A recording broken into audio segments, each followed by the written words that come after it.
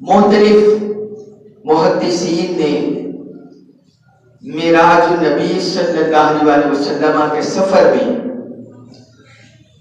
جنت کے مشاہدات اور جہنم کے مشاہدات کا ذکر کیا ہے۔ ان میں امام بہقی رحمۃ اللہ علیہ بھی ہیں، انہوں نے اپنی کتاب دلائل النبوہ میں حضور صلی اللہ علیہ وسلم کا سفر معراج ذکر کیا اور جنت کے احوال اور جہنم کے احوال جو آپ نے ملاحظہ کیے وہ انہوں نے صحابہ کرام سے مروی روایت کی۔ حضرت ابو ہریرہ رضی اللہ عنہ سے مروی حدیث ہے، حضور صلی اللہ علیہ وسلم کا فرمان ہے، تفصیل مفصل حدیث چلی آ رہی ہے۔ آپ صلی اللہ علیہ وسلم نے فرمایا، پھر میں ایک ایسی وادی میں پہنچا جس میں خوشبو، ٹھنڈک اور کستوری تھی۔ خوشبو پھیلی ہوئی تھی، ٹھنڈک تھی، کستوری کی طرح۔ وہاں آواز سنی، میں نے پوچھا یہ خوشبو کیسی ہے اور یہ میٹھی میٹھی آواز یہ کیسی ہے، کس کی ہے؟ تو مجھے بتایا گیا کہ جنت کی آواز ہے جو کہہ رہی ہے، اپنے رب سے التجا کر رہی ہے، کہہ رہی ہے میرے پروردگار اپنے وعدہ کے مطابق تو مجھے عطا فرما۔ میرے اندر کمرے بھی ہیں، برتن بھی ہیں، ریشم بھی ہے، سندس بھی ہے، اب کری بھی ہے، مرجان بھی ہے، سونا چاندی بھی ہے، ستارے بھی ہیں۔ تو نے مجھے ان نعمتوں سے مزین کر دیا، مجھے ان نعمتوں سے مزین کر دیا۔ پھر اس میں برتن ہے، شہد ہے، پانی ہے، پاکیزہ شراب ہے اور دودھ ہے۔ اے میرے پروردگار ان چیزوں سے تو نے مجھے مزین کر دیا، اب مجھے اپنے وعدہ کے مطابق عطا فرما، یعنی جو میرے اندر سکونت اختیار کرے وہ لوگ مجھے عطا فرما۔ تو رب تعالیٰ کی طرف سے حکم ہوا، اے جنت تیرے لیے ہر مسلمان مرد عورت، ہر مومن مرد عورت جو مجھ پر اور میرے رسولوں پر ایمان لایا۔ اب یہ ذکر ہو رہا ہے کون لوگ جنتی ہوں گے، جنت کی ان نعمتوں سے کون مستفیض ہوں گے؟ فرمایا جو مجھ پر اور میرے رسولوں پر ایمان لایا اور اس نے نیک اعمال کیے، اللہ کی ذات پر بھی کامل ایمان لایا اور اللہ کے رسولوں پر بھی، اور اس نے نیک اعمال کیے، بد اعمال نہیں کیے، اچھے اعمال صالحہ کیے، اور میرے ساتھ کسی کو شریک نہ ٹھہرایا اور نہ میرے شریک بنائے، یہ تمام بندے میرے لیے ہیں، یہ تمام بندے میرے لیے۔ اللہ کی طرف سے اعلان ہوا جنت کو۔ پھر آگے فرمایا اللہ کی طرف سے اعلان ہوتا ہے جو مجھ سے ڈر گیا وہ امن پا گیا، جس نے میرا خوف اپنے دل میں رکھا، قدم قدم پر جو اللہ کی ذات سے میری ذات سے ڈرتا رہا، فرمایا وہ امن پا گیا، اسے جہنم کے عذاب سے امن مل گیا، اور جو جہنم کی پکڑ ہے، رات کی پکڑ ہے، اس سے امن مل گیا، فرمایا وہ امن پا گیا۔ اور جس نے مجھے مانگا، مجھ سے مانگا، میں اسے عطا کرتا ہوں، جس نے مجھے قرض دیا میں اس پر بدلہ دیتا ہوں، قرض کا بھی اعلان کر دیا۔ پھر آگے ارشاد فرمایا وَمَن تَوَكَّلَ عَلَيَّ كَفَيْتُهُ، اور جس نے مجھ پر توکل کیا میں اس کے لیے کافی ہو گیا، میں اس کے لیے کافی ہو گیا۔ پھر اللہ کی طرف سے اعلان ہوتا ہے انی انا اللہ لا الہ الا انا، میں ہی اللہ ہوں، میرے علاوہ کوئی معبود نہیں، لا اخلف المیعاد، میں اپنے وعدہ کے خلاف نہیں کرتا، میں وعدہ کے خلاف نہیں کرتا۔ اہل ایمان ہی فلاح پاتے ہیں، بابرکت ہے سب سے خوبصورت تحریک فرمانے والا۔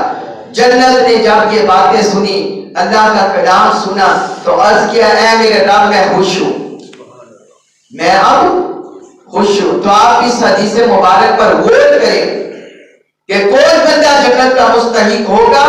مومنین صالحین، مومنین صالحین۔ جس طرح حضور صلی اللہ علیہ وسلم نے فرمایا کہ جس شخص نے بھی اخلاص سے کلمہ پڑھا وہ جہنم میں داخل نہیں ہوگا، وہ جہنم میں داخل نہیں ہوگا۔ جس نے بھی اخلاص سے کلمہ پڑھ لیا اور اخلاص سے کلمہ طیبہ کے تقاضوں پر عمل کر لیا تو مومنین صالحین، پھر شرک سے بچنے والے، خوف خدا رکھنے والے، لوگوں کو قرض ادا کرنے والے، ان کی مشکل میں، تکلیف میں ان کو قرض دینے والے اور اللہ پر توکل کرنے والے، اس حدیث سے پتہ چلا کہ ایسے لوگ جنت میں جائیں گے، ایسے لوگ جنت میں جائیں گے، ان لوگوں کا مقدر جنت بنے گا۔ پھر ایک حدیث مبارک ہے، یہ بھی امام بہقی نے روایت کی ہے حضرت ابو سعید خدری رضی اللہ عنہ سے، اور اس میں حدیث میں حضور صلی اللہ علیہ وسلم نے فرمایا پھر مجھے جنت کی طرف لے جایا گیا، سفر معراج ہی ذکر ہو رہا ہے، مجھے جنت کی طرف لے جایا گیا، وہاں ایک عورت ملی، میں نے پوچھا یہ کون ہے تو بتایا گیا یہ زید بن حارثہ کی خادمہ ہے، حضرت زید بن حارثہ رضی اللہ عنہ کی خادمہ ہے، وہاں پانی کی ان کی خادمہ، یعنی اللہ تعالیٰ نے حضرت زید بن حارثہ رضی اللہ عنہ کی جو خادمہ ہے اس کو حضور صلی اللہ علیہ وسلم کو دکھا دیا، تو جب ان کی خادمہ کا یہ حال ہوگا تو حضرت زید بن حارثہ کا کیا مقام ہوگا، ان کا کیا مقام ہوگا۔ اور وہاں حضور نے فرمایا میں نے وہاں دیکھا، وہاں پانی کی نہریں تھی، کچھ دودھ کی نہریں تھی جن کا ذائقہ نہیں بدل سکتا، ذائقہ نہیں بدل سکتا، جس طرح دنیا میں دودھ کو ٹھنڈک کے بغیر رکھ لیں خراب ہو جاتا ہے، لیکن وہاں دودھ خراب نہیں ہوگا۔ کچھ شرابیں طہور کی نہریں تھی، یہاں کی شراب حرام، لیکن جنت میں ایسی شراب پلائی جائے گی، پکیزہ شراب، شراب طہور جو پینے والوں کو لذت بخشتی ہے۔ کچھ شہد کی نہریں تھی جو نہایت پاک تھی، صاف تھی، اور وہاں کے انار حضور نے فرمایا وہاں کے انار بڑے بڑے ڈول کی طرح تھے، جس طرح بڑا بڑا ڈھول بجانے والے ہوتے ہیں اس طرح انار تھے، اور پرندے ایسے تھے جیسے بڑی بڑی گردنوں والے، بڑی بڑی گردنوں والے پرندے تھے۔ اللہ تعالی نے اپنے صالحین بندوں کے لیے یہ نعمتیں تیار کر رکھی ہیں، یہ جنت کی نعمتیں، جنت کے انعامات۔ پھر حضور صلی اللہ علیہ وسلم نے فرمایا کہ جنت کی یہ انعامات ایسے ہیں ما لا عین رأت ولا اذن سمعت، کہ ان نعمتوں کو نہ کسی آنکھ نے دیکھا ہے نہ کسی کان نے سنا ہے، کسی آنکھ نے نہیں دیکھا دنیا میں اور نہ کسی کان نے سنا ہے، ایسی نعمتیں دنیا جنت میں ہوں گی۔ اور ولا خطر علی قلب بشر، اور یہ ایسی نعمتیں ہوں گی کہ کسی انسان کے دل میں بھی ان کا خیال نہیں آیا، کسی انسان کے دل میں بھی ان کا خیال نہیں آیا، ایسی نعمتیں وہاں جنت میں ہوں گی۔ وہاں اللہ کے دین کی راہ میں جد و جہد کرنے والے، جو اللہ کے دین، اقامت دین میں جد و جہد کرتے ہیں، اپنا مال خرچ کرتے ہیں، اپنی توانائیاں خرچ کرتے ہیں، اپنا وقت صرف کرتے ہیں، وہ لوگ دکھائے گئے۔ وہ آپ صلی اللہ علیہ وسلم نے ان لوگوں کو دیکھا جو فصل کاشت کر رہے تھے، فصل کاشت کر رہے تھے، ایک دن میں وہ بیج بوتے اور اگلے ہی لمحے، اگلے ہی دن تک وہ پک کر تیار ہو جاتے، وہ اسے کاٹ لیتے، پھر جب وہ کاٹ لیتے پھر اگلے دن وہ تیار ہو جاتے، اس طرح انہیں نیکیاں مل رہی تھی۔ تو پوچھا گیا یہ کون ہے تو بتایا گیا، عرض کیا گیا ہؤلاء المجاہدون فی سبیل اللہ تضاعف لهم الجنات 700 ضعف، یہ اللہ کی راہ میں جد و جہد کرنے والے ہیں، جو صرف نماز پڑھ کے، روزہ رکھنے، حج زکات کرنے کی حد تک محدود نہیں رہتے، اللہ کے دین کی خدمت کرتے ہیں، اللہ کے دین کا پیغام پھیلاتے ہیں، جد و جہد کرتے ہیں۔ فرمایا یہ وہ لوگ ہیں ان کو جنتوں میں 700 گنا تک، کتنا؟ 700 گنا تک انہیں اجر دیا جائے گا۔ وَمَا أَنفَقُوا مِنْ شَيْءٍ فَهُوَ يُخْلِفُهُ، اور فرمایا کہ جو کچھ اللہ کی راہ میں خرچ کرتے ہیں، اللہ کے دین کی راہ میں خرچ کرتے ہیں، اللہ کے دین پر خرچ کرتے ہیں، جو کچھ بھی یہ خرچ کرتے ہیں وہ سارا کا سارا اللہ تعالیٰ اپنے پاس ذخیرہ محفوظ رکھتا ہے۔ تو وہ ایسے جہاد فی سبیل اللہ کرنے والے لوگ دکھائے جائیں گے جنت میں، حضور صلی اللہ علیہ وسلم نے فرمایا میں نے شب میراج عرش کے نیچے 70 شہر دیکھے. کتنے شہر؟ 70 شہر جنت کے جو تھے. ہر شہر تمہاری دنیا سے 70 گنا بڑا تھا، اتنا تھا. اور وہ تمام ملائکہ سے بڑا ہوا تھا، اور ہر ایک تسبیح و تقدیس میں مصروف تھے. اور وہ اپنی تسبیح میں یہ دعا کر رہے تھے، اللہم اغفر لمن شاہد الجمعہ، اللہم اغفر لمن افطر یوم الجمعہ. وہ دعا کر رہے تھے یا اللہ جو نماز جمعہ کے لیے حاضر ہوتا ہے تو اس کو بخش دے، اور یا اللہ جو جمعے کے دن غسل کرتا ہے باری تعالیٰ تو اس کو بھی بخش دے. یا آپ دیکھیں نماز جمعہ پڑھنے کے لیے آنے والے اور جمعہ کا غسل کرنے والے، ان کے لیے فرشتے دعا کرتے ہیں جنت میں. اور یہ حضور صلی اللہ علیہ وسلم نے پھر آپ نے فرمایا کہ میں نے شب معراج جنت کے دروازے پر لکھا دیکھا کہ جو بندہ صدقہ خیرات کرتا ہے اسے 10 گنا اجر ہے، اسے 10 گنا. اور جو قرض کسی کو قرض کے طور پر رقم دیتا ہے فرمایا اسے 18 گنا زیادہ ثواب ہے. صدقہ خیرات کرنے والا اسے 10 گنا، اور قرض کے طور پر دینے والا فرمایا اسے 18 گنا زیادہ ثواب ہے. میں نے جبرائیل علیہ السلام سے پوچھا اس کی کیا وجہ ہے، قرض کا صدقے سے زیادہ ثواب کیوں ہے؟ تو انہوں نے عرض کیا یا رسول اللہ جو صدقہ خیرات مانگتا ہے، سوال کرتا ہے، اس کے پیچھے کچھ نہ کچھ مال ہوتا ہے، کوئی نہ کوئی اس کے پاس چیز ہوتی ہے، تو وہ سوال کرتا ہے، لوگوں کے سامنے حاجت کرتا ہے. جبکہ جو قرض مانگتا ہے وہ تو سفید پوش ہوتا ہے، وہ اسی وقت کسی سے قرض مانگتا ہے جب وہ حاجی ہاتھ ہوتا ہے اور اس کی رسائی نہیں ہوتی. تو چونکہ اس کی رسائی نہیں ہوتی لہذا اپنی ضرورت پوری کرنے کے لیے قرض اٹھاتا ہے.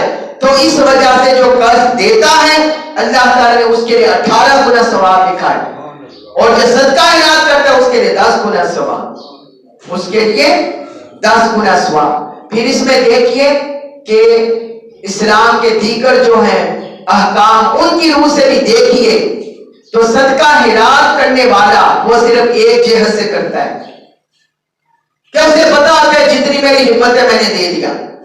جبکہ جب قرض بندہ ادا کرتا ہے تو وہ اپنی توفیق سے بڑھ کر دوسرے بندے کو دیتا ہے. اس کے اندر جذبہ ہوتا ہے کہ میرے بھائی کی یہ ضرورت پوری ہو جائے، چلو مجھے مل جائے گا، اس کی یہ جذبہ ہوتا ہے. تو اس لیے اس کا ثواب صرف صدقہ کی نسبت زیادہ رکھا گیا کہ اس میں زیادہ احساس ہوتا ہے بھائی کی خدمت کا، بھائی کی ضرورت پوری کرنے کا. تو اللہ تبارک و تعالی نے یہ اجر و ثواب عطا فرمایا. پھر توبہ کرنے والے ان کا منظر بھی حضور نے دیکھا. حضور نے فرمایا میں ایک نہر پر گزر ہوا، ایک نہر سے، وہاں کیا دیکھتا ہوں کہ کالے کلوٹے لوگ یعنی کالی رنگت والے وہ ایک نہر میں چھلانگ لگاتے ہیں اور وہاں سے نکلتے ہیں پاک صاف ہو کر. حضور نے پوچھا یہ کیا منظر ہے؟ تو عرض کیا گیا یا رسول اللہ یہ گناہگار نافرمان لوگ تھے جنہوں نے اپنے گناہوں سے نافرمانی سے اپنے جسم کو کالا کر دیا، بدصورت کر دیا، اور یہ توبہ کی نہر میں غوطہ لگاتے ہیں، اللہ کی بارگاہ میں پکی سچی توبہ کرتے ہیں، رب کی بارگاہ میں گریہ ازاری کرتے ہیں. تو یہ پکی سچی توبہ کرتے ہیں تو رب تعالیٰ انہیں نور کی نہر سے پاک صاف کر دیتا ہے، انہیں پاک صاف کر دیتا ہے، اس لیے ان کے گناہ دھل جاتے ہیں. پھر حضور صلی اللہ علیہ وسلم نے روزے داروں کے بارے میں دیکھا. روزے دار ایک بڑا عجیب و غریب بڑا عظیم جثہ والا فرشتہ حضور نے وہ دیکھا. اس نے آپ نے اسے سلام کیا، اس نے سلام کا جواب دیا. اس کے سامنے 2 صندوق رکھے ہوئے تھے جن پر 70,000 نورانی کفر لگے ہوئے تھے، 70,000 تالے.